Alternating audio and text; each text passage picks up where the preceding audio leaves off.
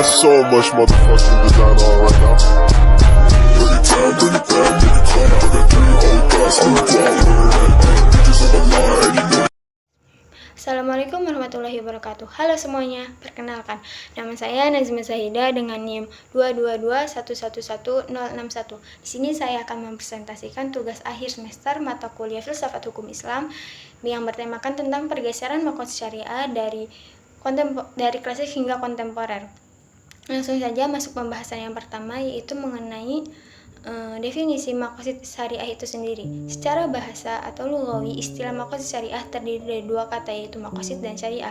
Makosid yang berarti keinginan yang kuat, sedangkan syariah itu yang berarti menjelaskan sesuatu. Definisi secara terminologi yaitu adalah merujuk pada tujuan-tujuan yang sudah Allah tetapkan dalam hukum syariah untuk mewujudkan suatu kemaslahatan manusia di dunia maupun di akhirat.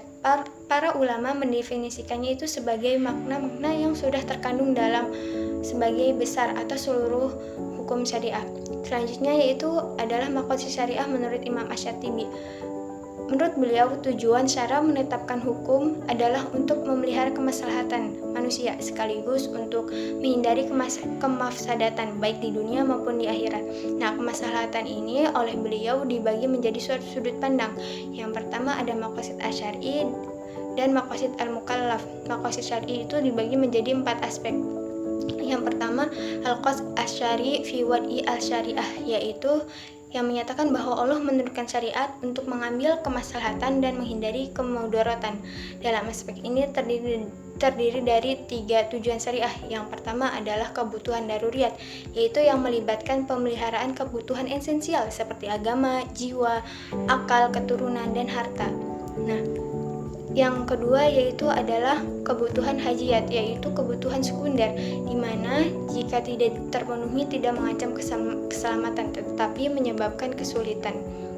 Yang ketiga adalah kebutuhan tansiniyat atau kebutuhan primer, tersier, dan yang merupakan kebutuhan untuk meningkatkan martabat seorang dalam masyarakat dan di hadapan Tuhan sesuai dengan kepatutan. Nah, yang kedua yaitu adalah aspek qasd al-syari fi wad'i al-syari al-ihtiham, yaitu menetapkan hukum bertujuan agar dapat dipahami oleh mukallaf. Yang ketiga ada qasd al-syari fi wad'i al-syariah lil at-taklifi fil muqtadaha, yaitu yang menyatakan bahwa maksud syar'i dalam menentukan syariat adalah untuk dilaksanakan sesuai dengan tuntutannya.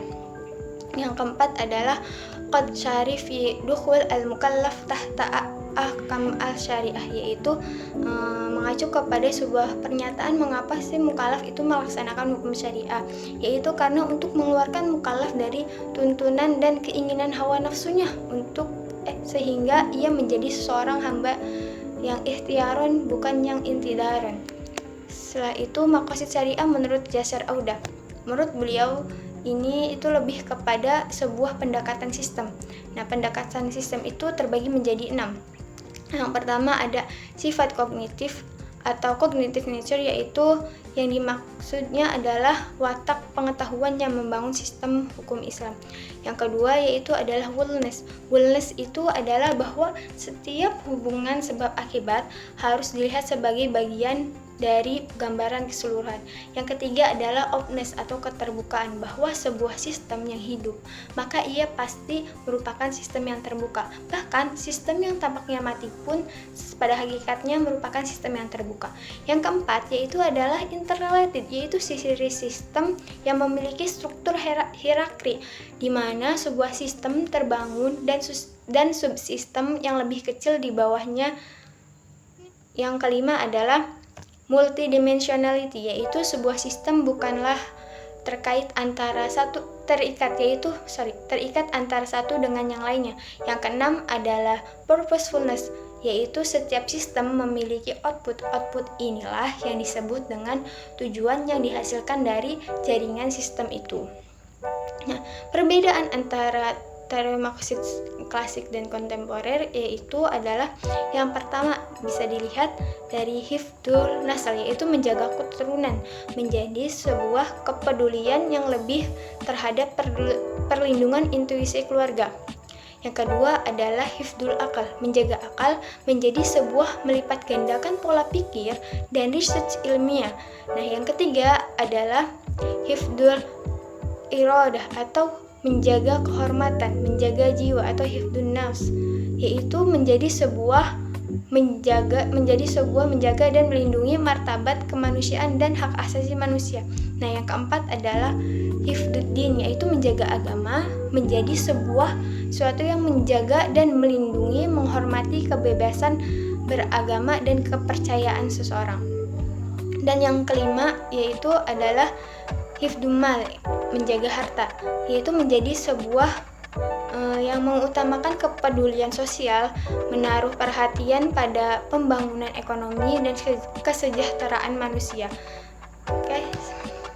Sekian yang dapat saya presentasikan, dan apabila ada kesalahan kata baik disengaja ataupun tidak disengaja mohon dimaafkan. Dan yang terakhir saya ucapkan terima kasih. Wassalamualaikum warahmatullahi wabarakatuh.